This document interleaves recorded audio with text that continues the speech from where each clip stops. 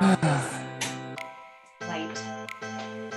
It had a bit of a halo effect. That's a little better, I think. Yeah, it was like a direct overhead like light the angels, kind of thing. Yeah. I mean, that's one way to say it. Like I'm an angel. Just like you're an angel. Can we just agree on that? Just agree. I have to say is so fitting. As the little devil horns are popping out of my hair.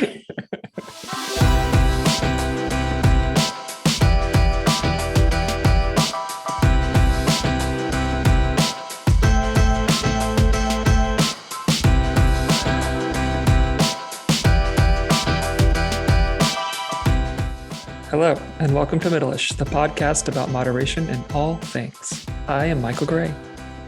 And I'm Erin Green. Erin Green, Hello. Everybody. Erin Green. Yeah, hey.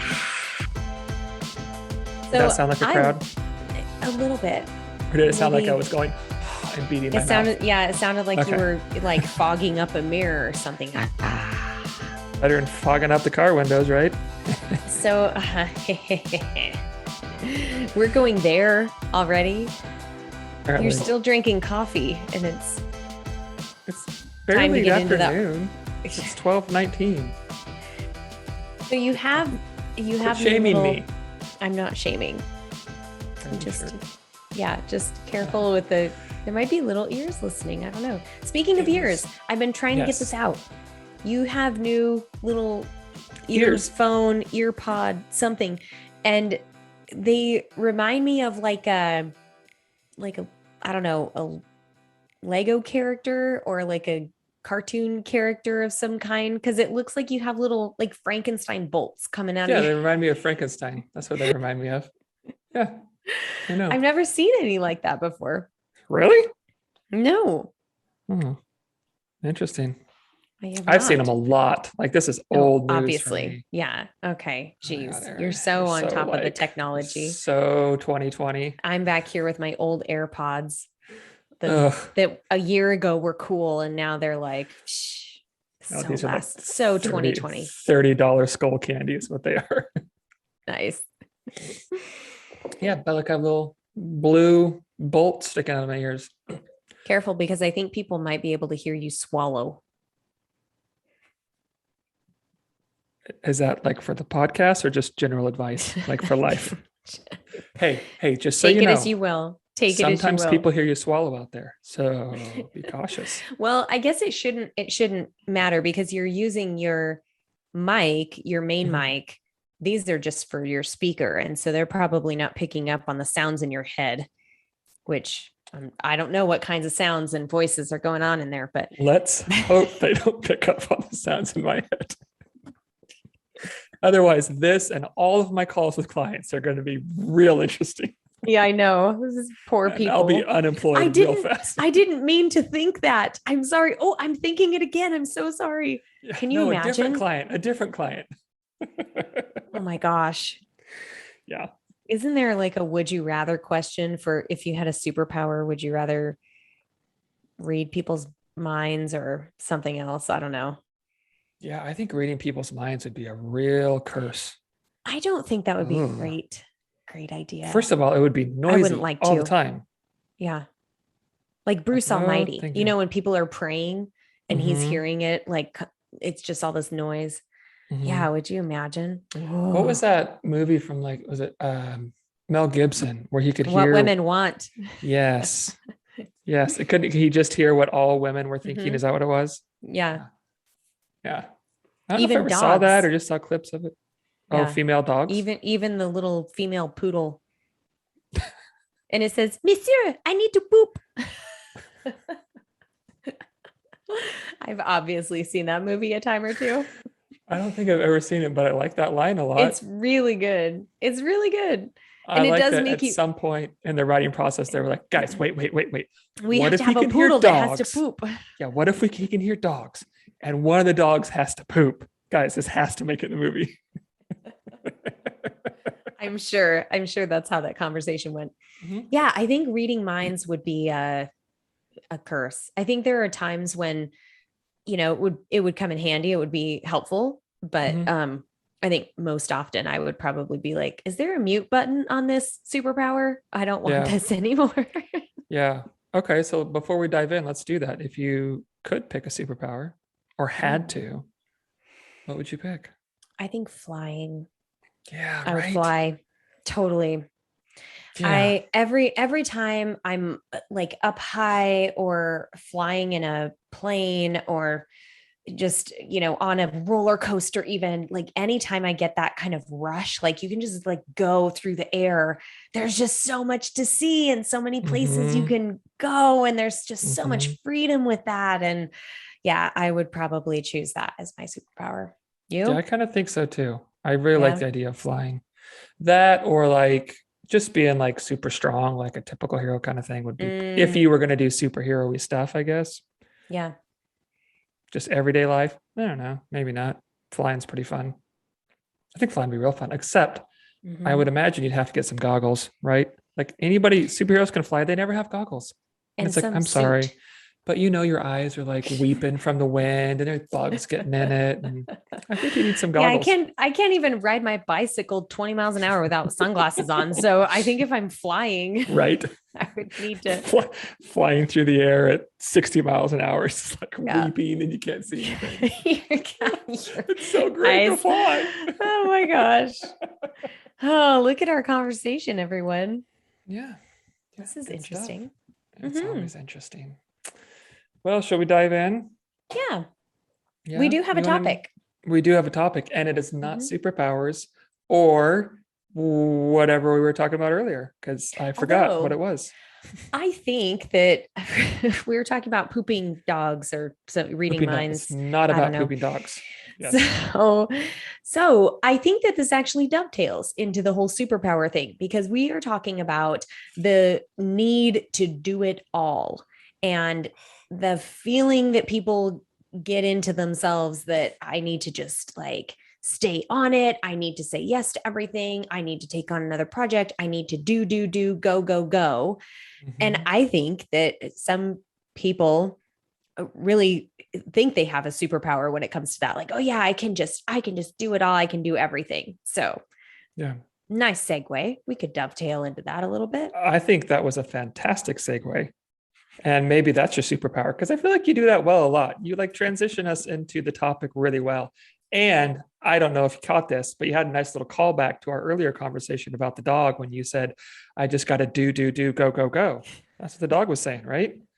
So, Aaron, I Exactly. just like to take a minute and just say, well done. Well Thank you. done. This Great is transition. unplanned. Yeah, I love it. I love it when it comes together, especially the Yeah, do jokes. the do jokes. Yes. I love when they come together too. So I had a conversation last year that I'm remembering with our friend Brian Fretwell. If you Mhm. recall, he was, man, we should have him on again. He's doing some really cool stuff right now. It's Um, been a bit. it was like our, I think before episode 10, it was like one of our earliest episodes. I think we For had sure him before on. 20. Yeah. Like, Yeah.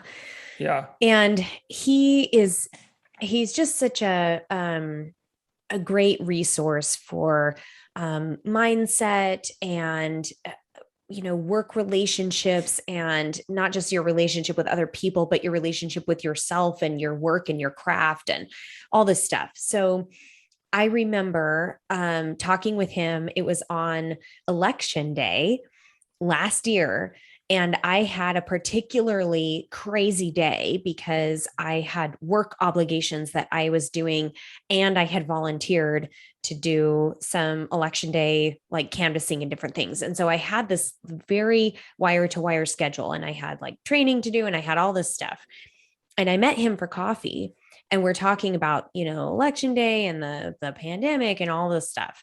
And I was like, yeah, I haven't had a lot going on in my schedule recently, but today is like one of those wire to wire days where I am literally going like with 5 to 10 minute wiggle room in between each appointment and each obligation all day long, like all day, from the time I got up at like whatever, 6 a.m. to the time that I get home at 7 p.m. That was my day.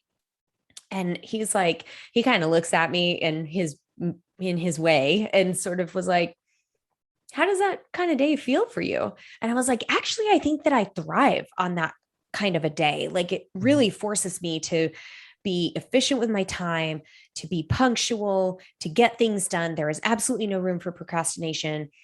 So I think I do really well to a point. It's a Yeah. temporary kind of thrive. If I had Mhm. days like this on end, I have had weeks like that, and I start shutting down eventually. Yeah. And he goes, do you really think that's thriving? Like, is that how way what you I mean, do you really think that's the best way for you to be, you know, your best productivity, the best version of you, your best kind of work?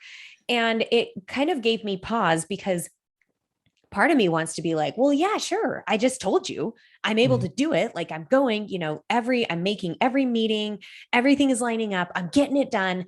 But I could feel viscerally the buzzing going on in my Yeah. body and brain, and just being so amped up and so on edge. You have to get to Mhm. this next thing, you got to blah blah blah, you got to make sure that you're meeting every single deadline throughout the day.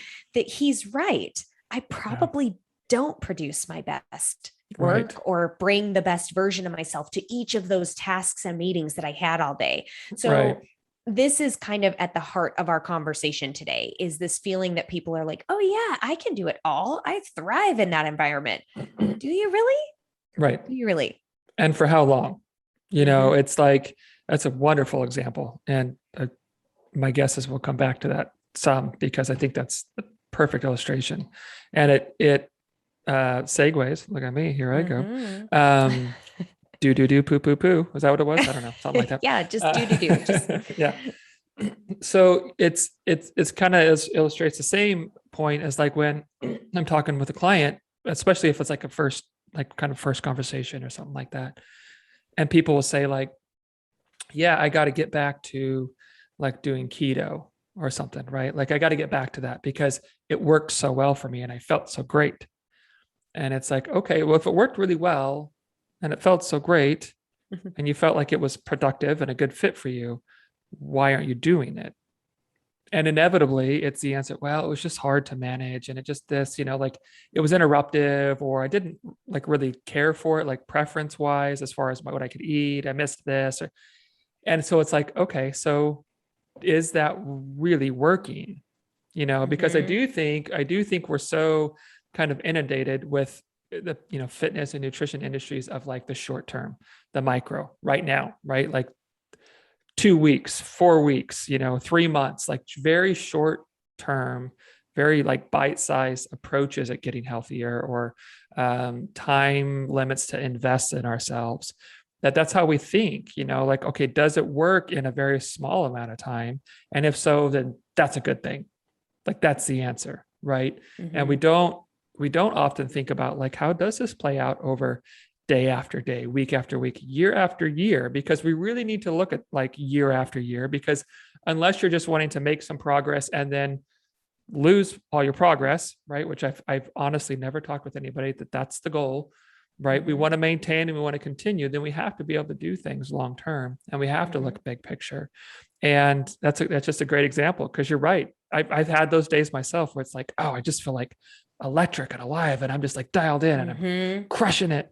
But if I had a week of those, I would be Yeah. toast.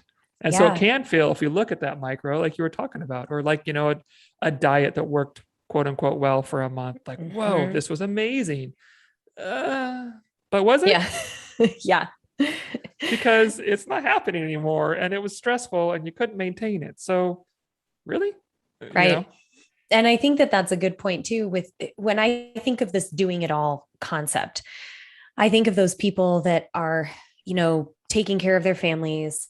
Um, Mm, Maybe they're running their own business. Maybe they're volunteering at a number of organizations and committees, with their church, with their school, with their community. Maybe they're the person that you go to if you need a favor, or if maybe they're taking care of other people all the time. mm, Um, I see this sort of concept when people are giving to others and giving so much of themselves and thinking that this is sustainable, that this right. is this is what I do. This is just what I do. Yeah. And so it feels wrong to them to actually say no to something or to set a Mhm. boundary or to put that kind of energy back into themselves. It feels like, well, that's not what I do. That's not Mhm. who I am. And that's not what other people expect of me, which is another aspect of this whole doing it all concept that I would like to talk about in a little Yeah. bit. Yeah. The expectations that others Mm-hmm. have of us and that we have of ourselves. And also, I think probably a lot of time, well, I don't know, some of the time, the expectations that others have for us are ones that we have kind of put out there as like, Yeah, we've this is what you can created. expect from Yeah. me, or even like through experience, like you can expect this from me, like Mm-hmm. if this doesn't happen, but if I was like always available for my clients, right? Like, sure, I'll respond to a text at 11 o'clock at night. We could have a, phone call on Sunday morning, whatever. Mm-hmm. Then that's the expectation I've put out there. And when when it's not met, that can feel like a weird thing for a client, right? Like, well, Mm-hmm. are you there? What's going on? Like you always Right. respond right back. And so sometimes I think there's probably a lot of different avenues around expectation, but sometimes we can through our actions, we can sort of set expectations for other people that maybe we don't like that reverse like expectation. We're okay doing, but then when people Mm-hmm. expect us to do what we've been doing, it's like, whoa, It's like, whoa. wait, I have to have boundaries too. I'm thinking Yeah. about parenting. There are some things that you do for your children as they grow, and then hopefully at some point in their development, they'll start doing things for themselves. And I Mm-hmm. remember when I was transitioning from high school to college, and that senior year of high school into freshman year of college, there were some phone calls I had to make. There were some things I needed to do as the Yeah. student that's attending the university. And I remember going through some of that where I expected my parents to do some of that, or I would ask my parents to do it. And they were like, no, you should make that phone call. Yeah. And I was like, well, wait, you've always done these things for me. And so there was that sort of that expectation that, like, and my Yeah. mom is one of those do it all kinds of moms in terms of just giving, giving, giving of herself to her family. And so to have a little bit of that, I wouldn't even call it pushback. I would just say like some of those boundaries or that, kind of changing of the guard, like, well, Right. you're becoming an adult now. You need to do some of this stuff for yourself. I think that's a really important lesson that can be applied to a lot of different situations Mm-hmm. where, when we talk about this whole doing it all, you could apply that same lesson to your work environment. If you're picking up the slack for some of your coworkers or your team, or if you're always taking the initiative and it's not being recognized, maybe that's something to Mm-hmm. look into. If you are, you feel compelled to always, you know, do this workout at a certain day, or like really, just drive yourself into the ground, even when you're really feeling like you need extra sleep or like you need to take a break, that's maybe something to think about. Like something can give here. You don't have to do everything on your plate and compel yourself to just keep digging and digging, because Right. eventually everybody reaches their limits. Right. Absolutely. Absolutely.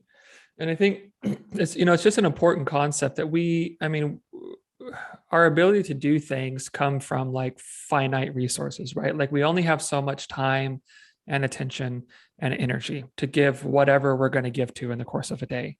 And I think the more we try to do, the more we have to divide that stuff, right? So if I Mm-hmm. have, 100% of my energy and 10 things to do, then maybe 10% of my attention, energy, and time, whatever. I mean, it wouldn't work out that way, but goes to those things. If there's 20, then I got 5% to give everything, right? If there's five, I've got 20%. And I think what happens a lot is we think that we can feel more productive by doing a lot of things. But what happens is a lot of times we don't do as many things as well. So we may do like a Mm, higher quantity of things, but I think a lot of times our quality isn't near as good. And yeah. we see this all the time when people try to make changes to their life, because what do they Yep. do? They're going to exercise every day. They're going to completely revamp how they eat, get this many fruits and this many vegetables and none of this packaged stuff, and drink 100 ounces of water and get 8 hours of sleep, like all these things at once. And what I've seen happen a lot is they're not able to give any of those things a good chunk of their focus and energy Mm-hmm. to really like grow roots and do it well and problem solve and tweak and pivot like they need to. And they're Mm-hmm. just trying to like juggle the balls, just keep them in the air, right? Yep. There's no getting proficient or building habits. It's just like, just keep your head above water. And when we do that, I don't think we, very often at least, we don't wind up making any kind of like sustainable lasting change, because we're not really spending time with any of these new behaviors to adopt them into our life and to let them kind of take root in us.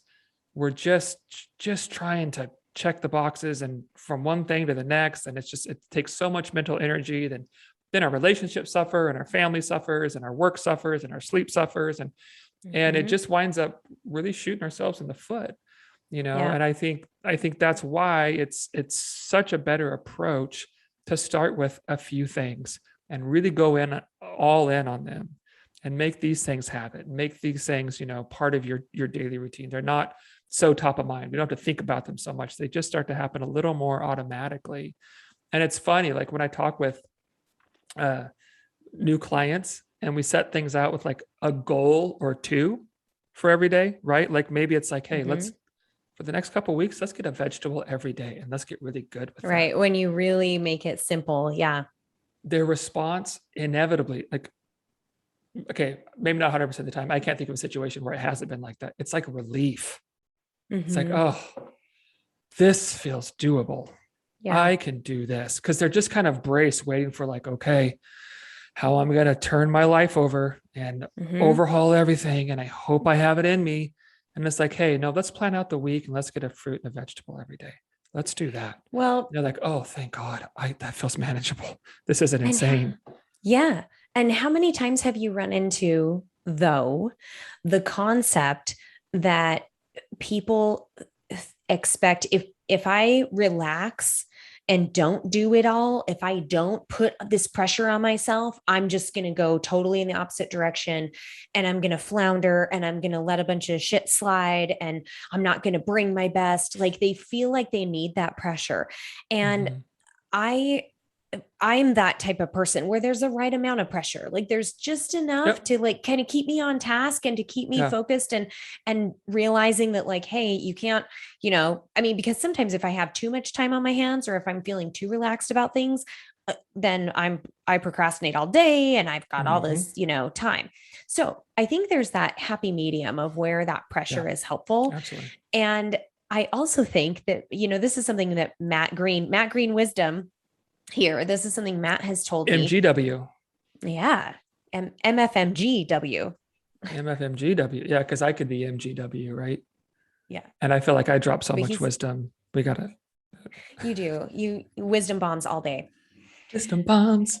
So, so I think, Matt has said those people who worry the most seldom need to.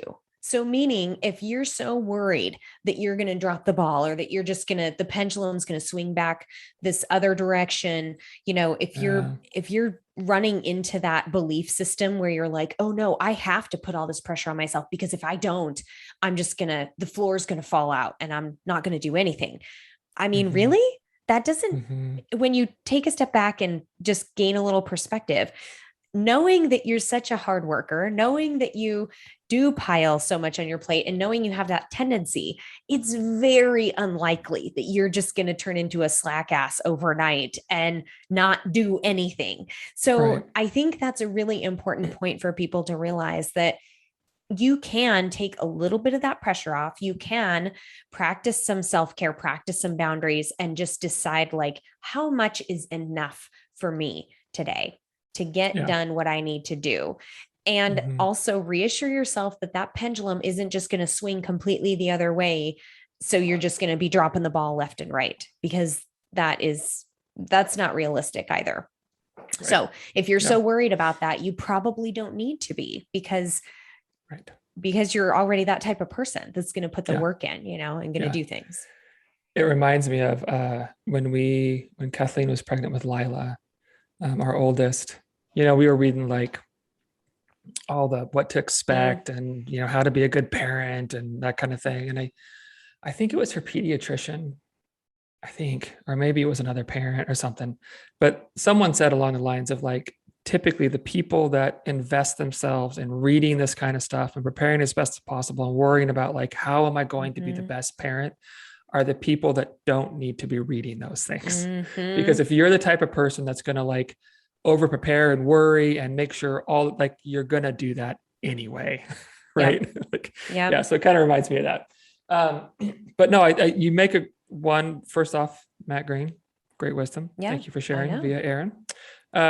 Also, you make a great point about that stress, and you may be familiar with this, but there's something called eustress. It's like good stress, and Mm-hmm. it's that healthy amount, right? Like where we, not all stress is bad, right? Mm-hmm. Lack of stress can be bad as well. Like you're talking about, like if we have a day off with lots of time and maybe just a couple things to do, there's just not enough stress to get us going, right? Mm-hmm. And motivated and moving. But if we have enough stress that doesn't feel crippling or limiting or intimidating, but it's enough that's okay, I gotta get going here to make sure that I get Mm-hmm. things done because I don't have all day and it's not just not going to happen, right? Mm-hmm. Then um, it helps us stay motivated, it helps us stay focused, it helps us feel like we're productive. And if it's in a healthy range, that's a really good place to live, right? That eustress, that good stress can really help us thrive in a lot of ways. And I think that's an important place to try to set our goals for, being healthy or moving forward with our Mm-hmm. goals, whatever they are, in a place that is going to put you outside of your comfort zone, right? It's different than what we've been doing, but also feels doable. Like, okay, I'm gonna have to be more mindful. I'm gonna have to like keep this more top of mind and do some planning and that kind of stuff. But it also doesn't feel like everything has to go right or it's not going to happen, Yeah. which is typical approaches, right? Like if Yep. the slightest thing goes wrong, everything comes crashing down. Yep. And finding that balance, I think, is really important for long-term sustainable health. And the beauty of that is as we do things that are mildly stressful, more often they become less stressful because Yeah. we get better at them. We're more efficient at them. Our brain creates pathways and shortcuts. We just know how to do it Mm-hmm. better. It gets easier. And so then we step up. And I think that's the way we work towards doing all the things is by doing one or two of them a little bit till we get good and then building, building, building. And then down the road, all of a sudden we're doing a bunch of stuff really, really well. And Mm-hmm. it's not killing us. It's not taking a bunch of energy, right? And we just so often approach this completely backwards. We start at the end.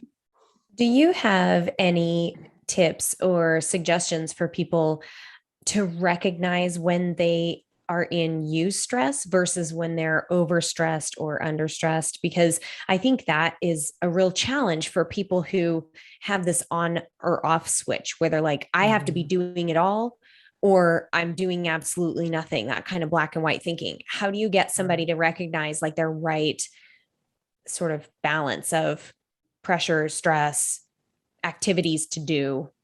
Yeah, I think, I don't know that I've ever like talked about that specifically. Mm-hmm. Um, I mean, in that direct way, I think I talk about it with clients and when we're making goals for the week or coming, up, whatever. Um, but to me, I think probably a real good indicator is when you're thinking about doing this thing in your day, what happens inside, right? Mm-hmm. And if it's a familiar feeling, feeling of like, okay, here we go, or I hope I can do this again, Mm-hmm. or Where you're any having of to that calm yourself anxiety. down. Mm-hmm. Yes, or if it reminds you, if it feels similar to past attempts that haven't gone well, Mm-hmm. if you start to think of some of those like old scripts, right? Like that, those things that we've rehearsed over and over and over that we tell ourselves about how we're not cut out for it, we can't do, all that stuff. Then if we start to feel that, I think that's a really good indicator, right? Mm-hmm. Um, like I said, I haven't said it directly in this way, but um, it seems to me like when we've set things in a good place with that eustress, right? That there's an excitement about it because I think we like to be challenged, appropriately challenged, Mm-hmm. right? I think we I think we feel good when we're having to push a little bit, but also when we feel like, yes, I can do this, when it's not overwhelming. And if there's that excitement about that, if there's any kind of like levity or lightness of like, oh yeah, okay, this feels Yeah. different from before. Energized, like, okay, here Mhm. I go. Yeah, I think those are really good indicators, just kind of what someone is feeling internal. Now, that being said, I think it is not uncommon for people to, even if things are set in a doable place, to have some of that anxiety and worry because past attempts have quote unquote proved to them that it's not going to go very well. And I Mm-hmm. think we can bring that into those situations where even if things are set in a really healthy, stressful place, there can still be that kind of baggage from, past attempts where it's like, okay, I think I can do this, but I've thought that before. So here we go. So I think really just checking in with yourself and what is your response to what you're doing um, is a good indicator. But also, I think sometimes we just need to have the courage to go, let me try and let me see. Mm-hmm. And Mm-hmm. then having the willingness to adapt that. And that's where things fall apart a lot, I Yeah. think. Is like I set the goal and that's the goal. It doesn't get a change. Mm-hmm. Versus like, you know what? I feel like a bunch of the time, goals I set with clients aren't the right goals, but they help Mm-hmm. us figure out where we need to head. Oh, was this too easy? Was this a bit too much? Yeah, maybe this didn't play out like the way we thought it would. Maybe we need to adapt. That's how we figure out where we need to start, right? Yep. Because we try to start like perfectly. And the reality is, I mean, as a coach, I don't know where people need to start. I have ideas from Mm-hmm. talking to them, and let's try it and let's see. But let's also be willing to go, maybe we need to tweak this. Maybe this is a better approach, or maybe let's do the same thing in a different way, or maybe let's do something completely different. And if we can have that willingness to just adapt and bend and flex as we move forward, then we're really looking at something that's going to be sustainable. Yeah, I love that you brought that part up because I feel like that's a lot of our jobs as health coaches and, whether it's working on nutrition, fitness, lifestyle change, and all of that is wrapped into time management and, Mm-hmm. goal setting and choices and expectations. I think it is important just going back to how do you help somebody recognize you stress versus being overly stressed. I can usually hear it in their language or when Mm-hmm. they talk about and describe things, even if they can't quite recognize it. And I'll sort of reflect it back and say, well, it sounds like you didn't have any time for yourself the other day and Mm-hmm. that didn't work out very well. Or, you know, man, you had that kind of day where it was wire to wire and it sounds like nothing really, you didn't really nail any bit of it. It was just kind of like going through the motions.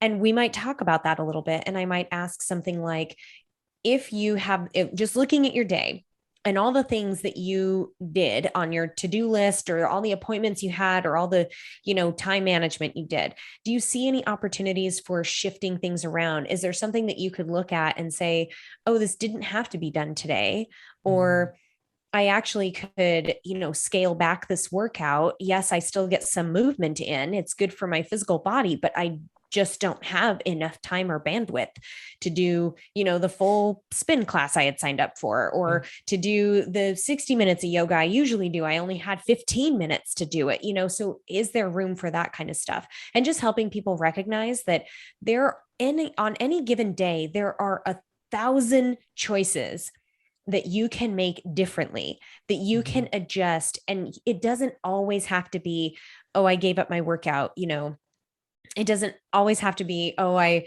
didn't eat very well. It doesn't always have to be, I slept in too late. You can shift around what choices you make. There are some things in your day that have to be done. I Mm-hmm. mean, for a lot of us, it relates to work and job expectations and that sort of stuff. But look at what things you do have um, some influence over choices that can be made and things that can be scaled back or adjusted or modified or have a creative solution. Maybe Yeah. you bike commute to work, or maybe you walk to the grocery store to get your physical activity in, and Mm-hmm. it's actually kind of a time efficient sort of thing. So look at ways that you can just, I guess, adjust how you spend the time in your day. And then this also ties into expectations. When you're talking about like a client setting a goal or if you kind of present something and they're like, oh, this sense of relief, like, oh yeah, I can do that. What expectations are tied to that, either sense of angst or sense of relief that you're getting from examining this goal? Do you have expectations of Yeah. yourself? Maybe they're positive, maybe they're not positive. Maybe Mhm. it's the expectation that I fail again. Maybe it's the expectation this is going to Yeah. really suck and going to be really hard and I can't do it, you Yeah. know? And then there's the expectations of others.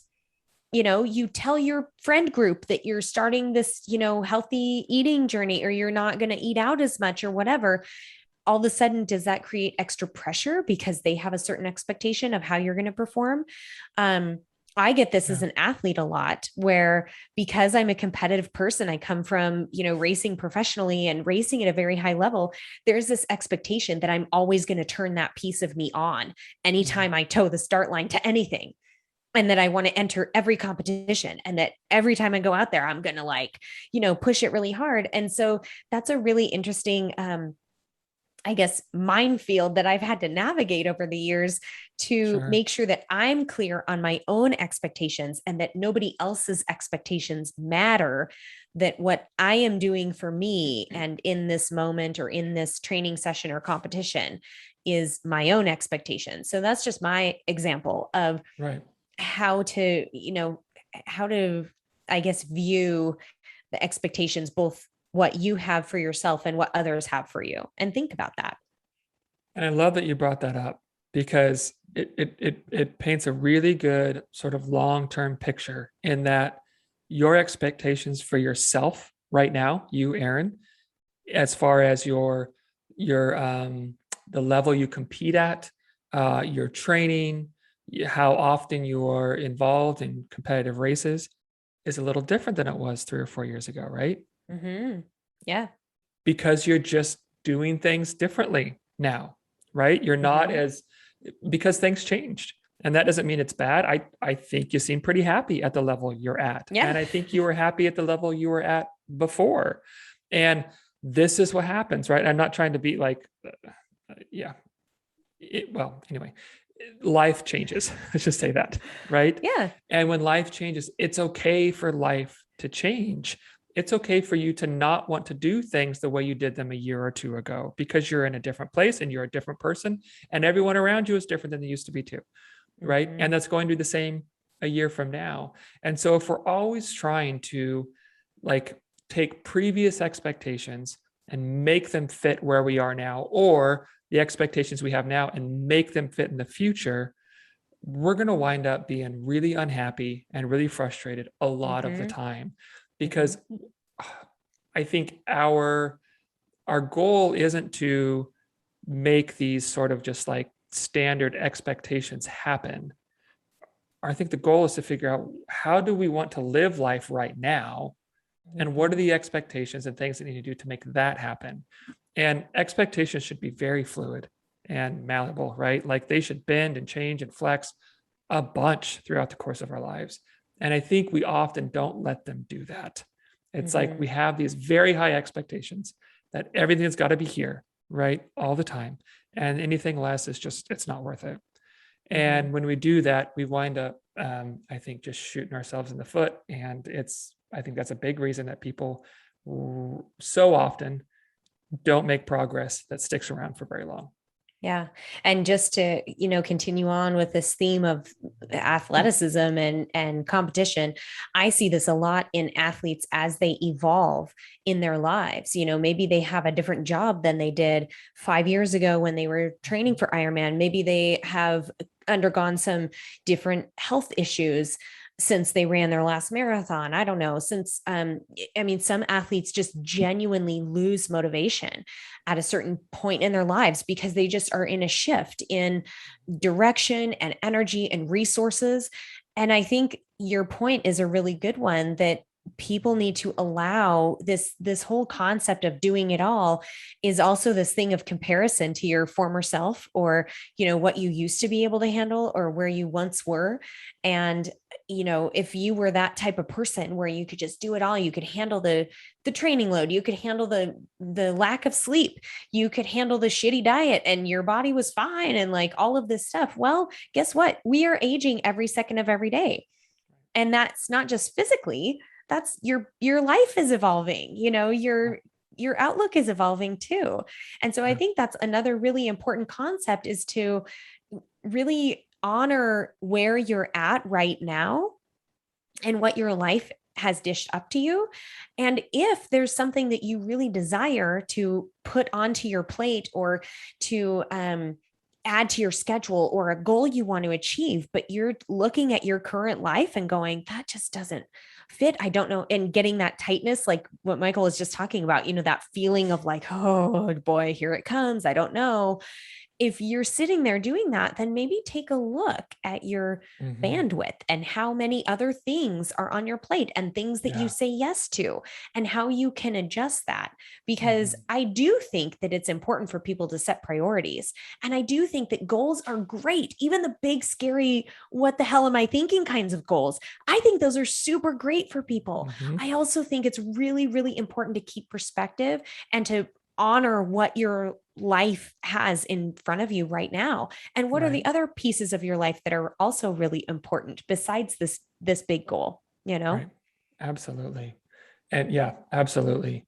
And I think that brings up, well, you kind of touched on it, but I want to expand a little bit, how we progress in life, like how we evolve and grow, like personally, professionally, like in our relationships, like with our spouse or a significant other, and as parents and friends and self-care, all this stuff. We don't do it all at once, right? Like we push in some places while we try to maintain others. And that's a normal rhythm. So if you're in a Mm-hmm. period where like maybe work's a lot right now, and maybe you're pushing on a project that's, or looking to get promoted or something like that, then you know what? It's okay if your fitness levels come down some, and you just try to maintain some sense of physical health, because this isn't going to be forever, right? And if we can let these things shift, and when something takes priority, or we're just pushing somewhere else, maybe you're going to counseling with a spouse and really trying to better that relationship. It's okay if some other things, I don't think they fall off, but if we just kind of Mm-hmm. manage them and we give them the attention they need to try to keep them around the same space, and then that comes down and other things push. Like, this is how we grow long term. And I Mm-hmm. think too often we look at, like, we're just trying to do everything. We got to Yeah. do all the stuff. And Yeah. like, we said at the beginning, if we're trying to do all those things, man, we're just not going to do any of them very well. Like, if you're trying to, like, get attention at work by doing extra projects, and you're trying to lose 30 pounds and eat more vegetables and improve your relationship with your spouse, because there's, whatever, there's been some hard things there, and connect with your kids. And it's like, Yeah. if you're trying And to you're do all remodeling your these things, house and you're doing all these other like, things. what are Like, you going to do well? I mean, yeah. honestly, are any of those things worth doing well? If so, then it's worth doing some of them less and doing some more, right? And letting Mm-hmm. them shift and that kind of stuff. And we just don't allow ourselves that opportunity. It's like we got to do it all, or we're not doing any of it. Right. And I don't think we get anywhere doing that. Yeah. Yeah. I have to say, the last couple of weeks where we were moving, and Michael and I were just talking before we got on here, that Labor Day weekend, or these long weekends, are both a gift and a curse, because you Mhm. feel like, oh, great, you've got an extra day off, or you've got a little more time with family, a little more relaxed weekend because, Sunday fun day. But it can also be pretty hairy the week leading into the long weekend, or when Tuesday hits and you're like, oh geez, I'm already a day behind. So I will say that I let several things go during this moving time. And then we were traveling over the long weekend, and we had a race, and we Mhm. had all kinds of stuff going on. And I was joking, Matt and I traveled to this race in Sun Valley. And I mean, I raced professionally for so many years that I should have this shit dialed. And I forgot so many key pieces of equipment and clothing and planning and whatever. And I just had to let some of those things go, even though inside I was pretty, like, when I would realize it, I was pretty ticked at myself. Like, come on, Erin, really? Are you the anti pro now? Like, you've got to Mhm. just make things harder on yourself by not bringing the right kind of stuff. But nutritionally, I mailed it in that week because we're setting up our kitchen, we're moving. I Yeah. didn't get as much sleep as I should have. I mean, all of the things that I would normally expect myself to do leading into a race, I really had to like let some of that stuff go, and it also helped me adjust my expectation for the outcome of the race too. Yeah. So I think this is, ties into what you're talking about with just any situation where somebody is trying to nail everything. Yeah. There's just got to be some give and take. Everything is a little bit of a trade-off. And, maybe just sit down and either talk with your partner or a friend, or write it down if you need to, and look at, if it's a scheduling thing, write out your schedule for the next day or two or your next week, Mhm. and just see like where are there spaces for me to refill my cup, for me to get Yep. enough sleep, for me to Right. have some self-care. What are some things that I don't have to do? Does it have to be done, or is that something I've been telling myself needs to Mhm. be done? you Yeah. know so Mhm. I think that's an important exercise as well, is to Yep. look I like at. that. And here's something that as a type A overachiever, this is kind of a new concept that I've been working on. Even if I don't absolutely nail it up to my expectations, it's still probably going to be pretty damn good. Yeah. So whether this is a presentation, whether this is like, I don't know, some anything that I'm doing, cooking a meal, whatever, if I can just bring the level down a little bit, it's still Mhm. going to be, there's some things that just don't have to be nailed and perfect. Mhm. Focus on the things that are really priorities for you. Yeah. Absolutely. Yeah. I think that's a really good idea. Just looking ahead and identifying like the big rocks, right? Like what are the things that have Mm, to get done in my day or my week? Where do they fit? I mean, honestly, this is kind of like we talked about recently, just like meal planning. You can do this with like life, right? Like, okay, what is happening on what days? What needs to fit in this week or this day? And then where like put it on your calendar, right? Like, right. okay, so where do I have space for other things? Where do I have space for maybe a nap or to go to bed earlier to sleep in a little bit, right? Or Mm-hmm. to get to the grocery store because I don't have fruits and vegetables right now. But or to get in a 10 or 15-minute workout because I haven't been able to in the last few days. It's been so crazy. These kind of things can be so wildly beneficial because we do think it has to be like to our 100% Mm-hmm. maximum expectation, right? But so often, man, if we just do something, you know, Mm-hmm. if we Yeah. just do something and we can adapt that our version of what it has to look like, we can really get a lot further by doing something more consistently than our perfect version. Rarely, because we don't have the time to do that. Yeah. Yeah, totally. Yeah. And there, I think that's a really good point when it comes to sort of the self-care concept of this whole thing. Because usually when people are focused on doing it all, they're Mhm. not focused on putting self-care on that list. They're No. focused on doing it all for others, Yes. and Yes. like producing and achieving and committing and like all of these things that you do for work and for your family and whatever. It's very rarely, oh, but I told myself I was going to take a bubble bath tonight. Very, very Yeah. rarely is that on your to-do list. And that's probably the first thing that gets shoved off the to-do list because you just don't have time. Sure. So Yep. I think it's really important to look at those areas that tend to get neglected when you do get overscheduled, overwhelmed, when you have that pressure to just like nail everything. I think it is important to look at those areas and be like, oh, well, Yeah. bedtime always suffers when I'm in a week like this. So I am going to commit to whatever it is to get more sleep. Yeah. I think that it can be a really helpful practice. And just like you said, it doesn't have to be like the perfect, okay, so maybe your ideal world is you would get 8 hours of sleep. Maybe you just aim for getting 7 because normally 5 is what you would do on a week like this, Right. so maybe Yeah. something like that where you have a little bit of wiggle room and give and take. Yeah. No, I like that a lot. Cool. Anything else? I think we did it I don't all. think so. We did it all. Good job, Look at partner. us. I need a nap. Right. Oh, you got a mean in the mundane? I do.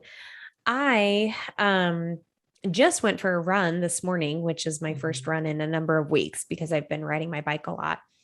And now that we're moved, we're not far from our old neighborhood, but it's just, a slightly different Sure. path You to ride your bike or to start get different. places. Yeah. Yeah, you just have like a different sort of way to get to all of your normal, Mhm. grocery stores and different things. And so I went for a run from our new house and found myself going down on the green belt. And just I got there a completely different way that I don't know that I have run this exact route ever before in my life, and I've run literally thousands of miles around Boise. So I probably more. I I found myself on the greenbelt path, and I'm just running along the river, and I've run this stretch of greenbelt, I mean, uh, hundreds of times. Like I've done Yeah. intervals on it. It connects to our old neighborhood where we used to live, and so it's right there, Mhm. like my regular running path. And I'm running it, and I'm just feeling like it's this totally new, exciting experience, and being so grateful that I can Nice. still be in this. It's a beautiful little, it's just along the river. It's a gravel path. The colors are just starting to adjust and change a little bit because we're heading into fall. And Yeah. I was just filled with so much gratitude that now we own a house that is still has quick access to these beautiful spaces. And I just had such appreciation for this run that I went on this morning that was essentially, connected on the same path that I've been running for years, but it just felt like a totally new experience. Love that. A new Yeah. thing or an old thing in a new way. That's a really cool Mm-hmm. experience. Yeah, that's Yeah. really fun. I feel like, didn't you have one of those like not too recently, something where it was like a experience that you were familiar with, but you saw it in a different way? I feel like there was something maybe a few months ago. That's such a Yeah. cool I thing think, when that happens. and yeah, and I think it was the same thing. Like, it was either a bike ride or a Yeah, walk or a something. run where I was like, it just feels so, different and Mhm. fresh for some reason. And I think that you can find those moments of appreciation and gratitude anywhere. You just have to look for them, and you have to Right. just really immerse yourself in the moment. Yeah. Yeah. Awesome. Love it. For me, so I think I've shared something similar to this before, but it happened again. It was awesome. So I'm going to share it again. So Lila is my 10-year-old, right? And as she's gotten older, like it's just, I think this is pretty typical of parents. Like it just, you feel a little less connected with them as they get older because they don't rely on you so much. They're starting to have their own kind of thoughts and experiences that you're not there for a lot because they're at school with Mm, friends, whatever. And they start to talk to their friends more and open up to their friends more than you. And so it can just kind of feel like as you get older, like I'm just not quite as connected as we were, or, and it's not a bad thing. It's something I don't particularly like, but I think it's a normal part of a child developing and, mm-hmm. creating their own life. Um, but so anytime that I can, like, I feel like she lets me in is like a real move. It's a real Mm-hmm. great thing. So the other night, it's maybe 3 or 4 nights ago. She was getting ready for bed and going to get in bed. And one of us usually just kind of lays down with her and just talk for a minute and give her a kiss and she goes to bed. But this night I was like, hey, I got a song I want to play for you. And we've like shared music before, right?